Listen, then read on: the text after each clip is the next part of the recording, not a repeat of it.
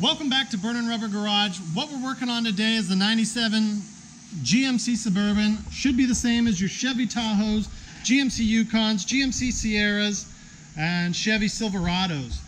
Seems like a very common problem. I watched a couple videos and people were not super helpful. We had one guy pull apart the whole dash here. I was able to get it to bypass the issue that it's having just by undoing some wires, and I'll show you that in a little bit. But the issue is you go to shift it into drive or reverse and you can't. What I've got here is I do have the new part. Here's your numbers, 924975. It's a shift interlock solenoid. This one's from Dorman. You can get it off of Amazon. You can get it off of Summit.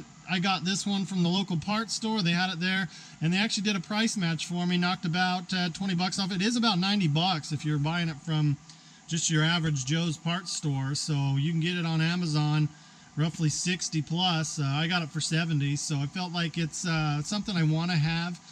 As the vehicle sits right now, I don't even need to have it because I've bypassed it. So, and I'll show you how to do that, because if you're out and about and you're stuck somewhere, you may have to actually get under there and bypass this. So I'm going to do my best to show you what you got to do to at least get it home. I would recommend fixing it. Otherwise, the way that this is in right now, I don't even need to put my foot on the brake, and I can throw it into reverse drive. So this shift interlock solenoid is what keeps it from the little kid coming up or you bumping it, knocking it into gear without you knowing, and the vehicle idles into the building, reverses down a hill, or just you're on a hill and it just rolls down. So come along with me. I'll take a look at this. I know if you're watching this, you're probably in a spot that you need this pretty quick here. So stick with me here. I'll save you a lot of time and trouble. All right, so let me show you what we're looking at here. Again, this is the Dorman brand, part number 924975. What you're looking for is this part right here. Pull it out here. It's got a rod. There's your solenoid, and it kind of comes out the back. Let me open this up. So we've got this thing opened up here. You got the rod. It'll slide in and out as it goes into gears and stuff. It comes back up here. See right there? Let me see if I can get it out here in the light. Right there. That's where the wire's down underneath there, and I'll show you where it is. Need to come out of, and that will disable this so that you can shift and at least get home. This is just under the dash, sitting about like that. So it's up under here. You're going to have to lay on your back and get up and in there with your flashlight. So most people have a phone with the flashlight. Now this is what you're looking for. And the main thing you got to do is undo this. One thing I needed, with my hands being a little bit bigger, I used this because I had it in the car to push and release the clip. The other thing you got is, it might be a good idea to keep a screwdriver in there anyways, but I was able to get this out with my finger. This is a clip that helps hold it in there. And then you got to push and release it. So let's get into there and I'll show you where it's at. All right, so what you're looking at right there is your solenoid. So right here's your steering. Over towards the passenger side is what you need. And this little clip right here is what I had to pull out of right there. So if you pull that out, the green part is up here. That releases it, and then you've got to push this right there down so that it'll release out. Once you release it out, you're able to shift without your foot on the brake and at least get it home. As far as getting this part off, it's got two spots here that you just kind of got to pry off. At least that's what I'm doing. Get under that right there. Pop it off. So you see that right there, hopefully. Now I pop this side off, and then up here's where your other spot is. See if I can get it. You can kind of see right there, that's where it hooks to right there. So now we just got to pop that off. We'll put our new one on and we'll hook the wires back in, and it's just as simple as that. A lot of guys like to take this dash off, this piece right here. It would probably give you a little bit easier, but I think with this I can probably just pry it off. So. All right guys, here's a look at what we're working with. This is the replacement. The Dorman is a little different, I'm not going to lie. I don't like the design as much as the factory, so if you're not liking that, you could go to a dealer. Here's the other one. This is a solid piece of metal. This one's been formed probably to save some price. Right here on the back side is where it clips in. Same thing up here. There are no bolts that hold this in, so that's why I did not take apart the dash. And again, the wires go right there or right there. They are the exact same. They're the same size. They're the same setup. Just what we got there. So I'm going to put this new one in. Again, when you're stuck somewhere, all you have to do is undo the green and black wire going in right there. If your factory one, it's going in right there. Let's see if I can get a good shot. It's just 2 wires going in there. Undo it, and this will come off. If you want to just replace it on the side of the road, get this part. Right there, you're going to get a screwdriver, pop it off.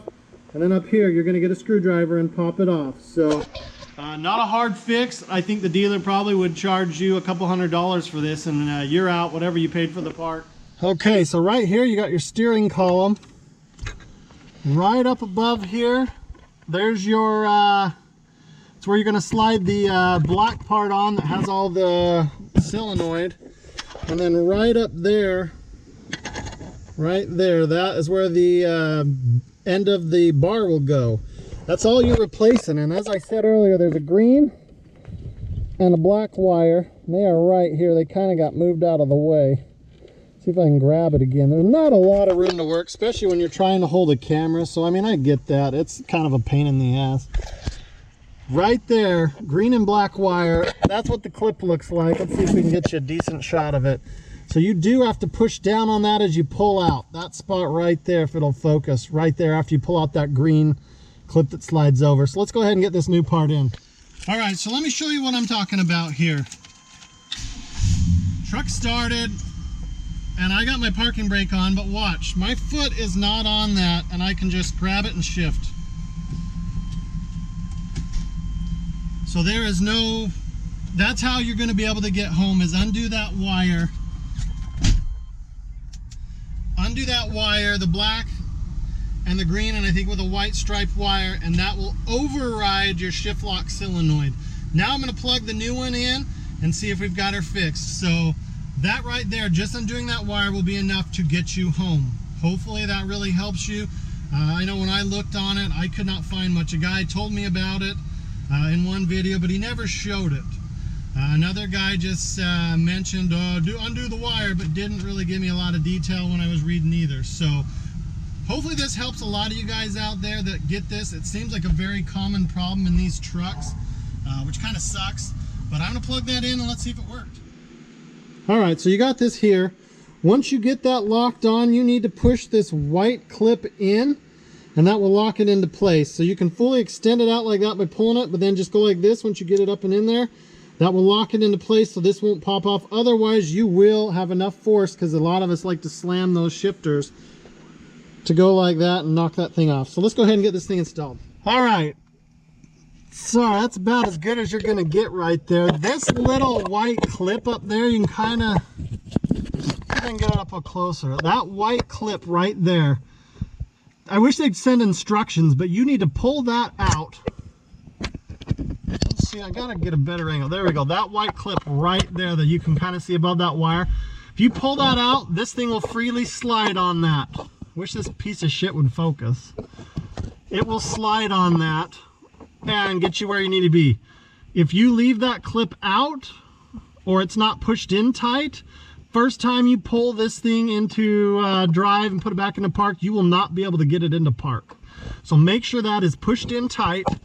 Then you can plug that back in, put the green thing back in the other spot you're hooking to, right up there. So this is perfect. Now let's make sure I've done it right, and if I did, y'all will just save yourself at least $100. So let's take this.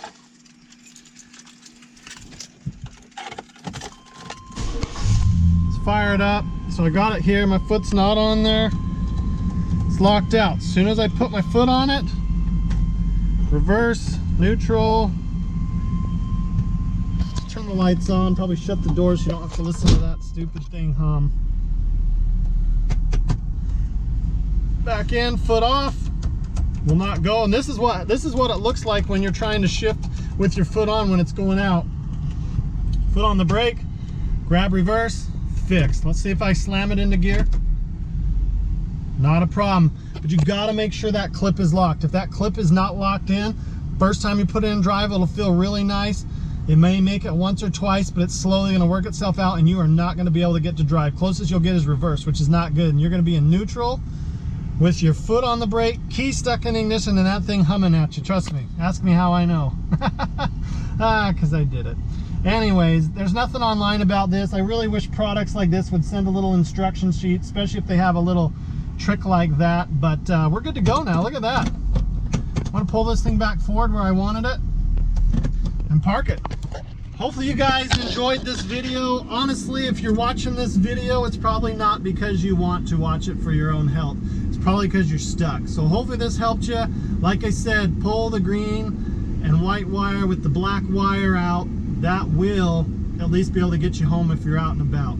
I did use, I don't know where I put it, because I had bigger hands. I happen to have one of these in here.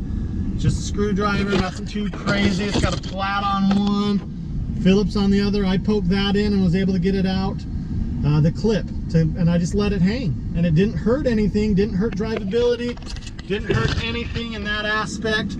But what it did do is let me drive home. So let me drive it back to where I wanted to work on it, is in the shop. So anyways, hope this helps. If you liked it, if it helped you out at all, please give me a thumbs up on this video. They really help the channel out.